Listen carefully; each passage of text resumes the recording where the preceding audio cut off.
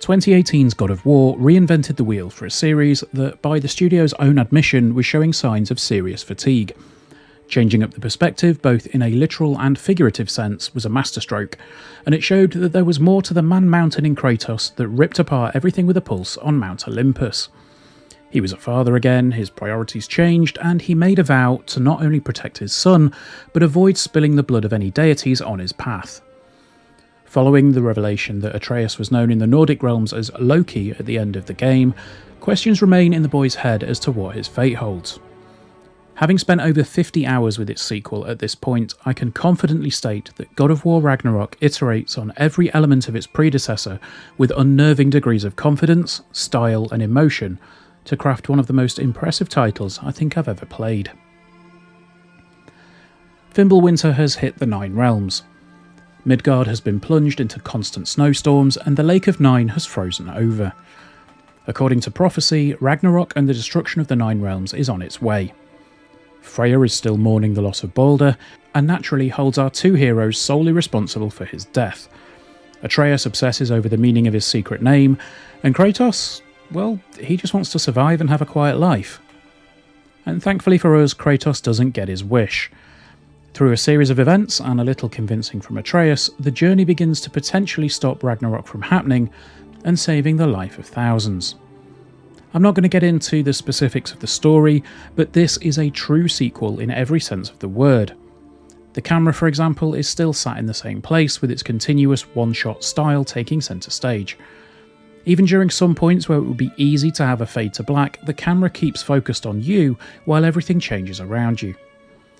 There are still a bunch of collectibles to find, including the Ravens, with a plethora of Odin's neon knobheads to find this time out. Characters return, as do locations from 2018's game. However, they've all been affected by Fimbulwinter in different ways.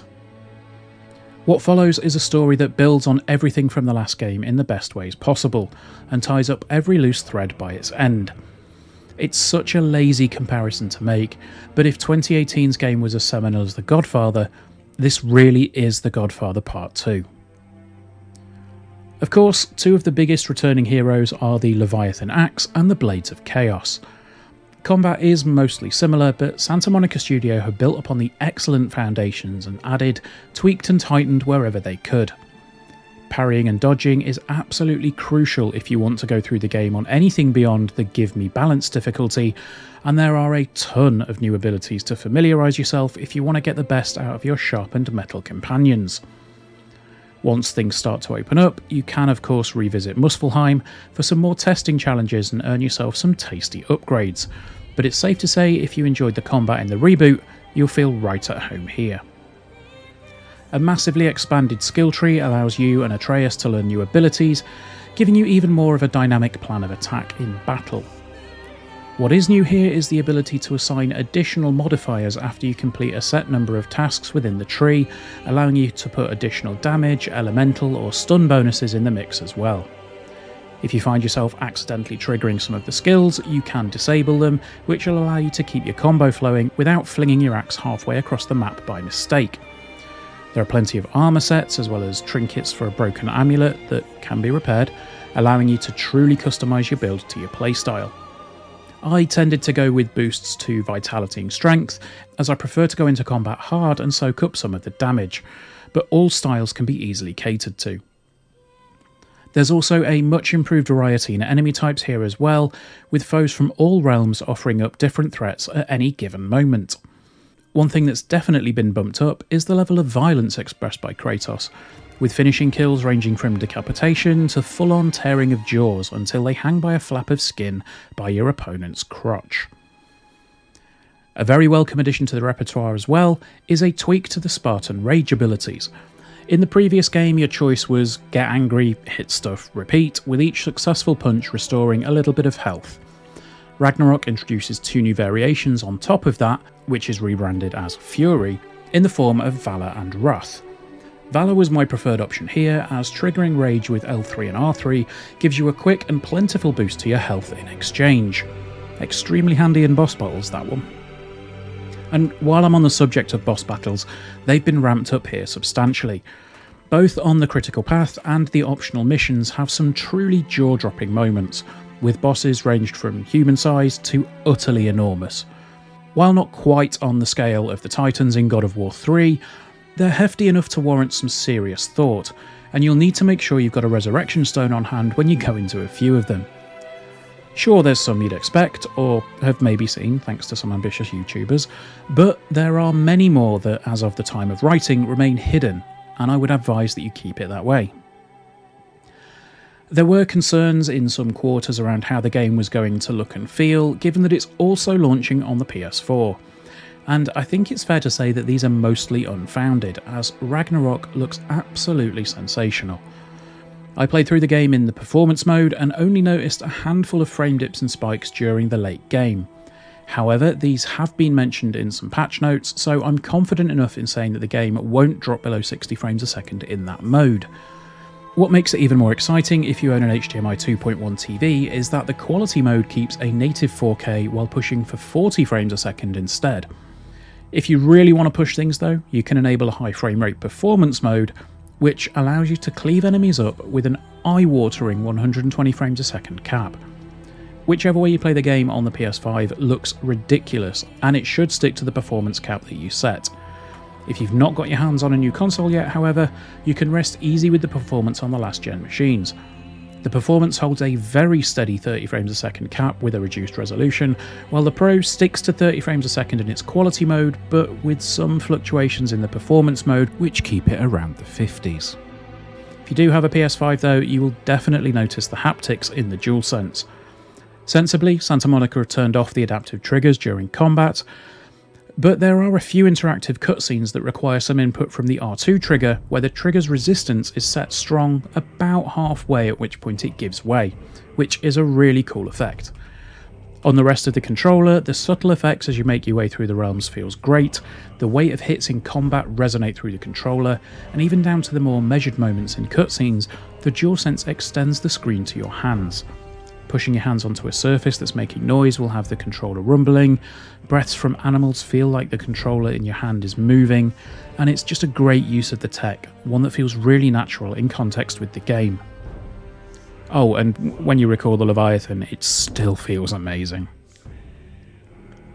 Honestly though, the only area that the cross-gen nature of the game is evident is in some of the loading tricks that are used. Yes, there are moments that require you to squeeze through a small gap to get to a new place, but the biggest one for me is the realm between realms. Genuinely, I think this is the only bad thing I can say about the game, but you're still forced to go through the bit of the world tree and talk until the area has loaded. Of course, this is to allow things to fully load on the PS4, and it's often masked with narrative, but when you get to the later stages and don't have that dialogue, you can see just how quickly areas load with that crazy fast SSD. I would absolutely love to see Kratos just open a door and be greeted with a new realm, similar to how Ratchet & Clank's Tears worked, but sadly it's not to be with Ragnarok. With all that being said, and all the talk of chaos and dismemberment and rage, the thing that's really stuck with me since finishing the story has been the quiet moments. Ragnarok isn't just a story about stopping the Nordic Armageddon, but it continues the heartfelt tale of the first game in the best ways possible. Be it Kratos' understanding that Atreus is becoming his own man, or Atreus' longing to understand the true meaning of his place in the world, it's surprisingly emotional for a game that's ostensibly about slicing up a bunch of monsters.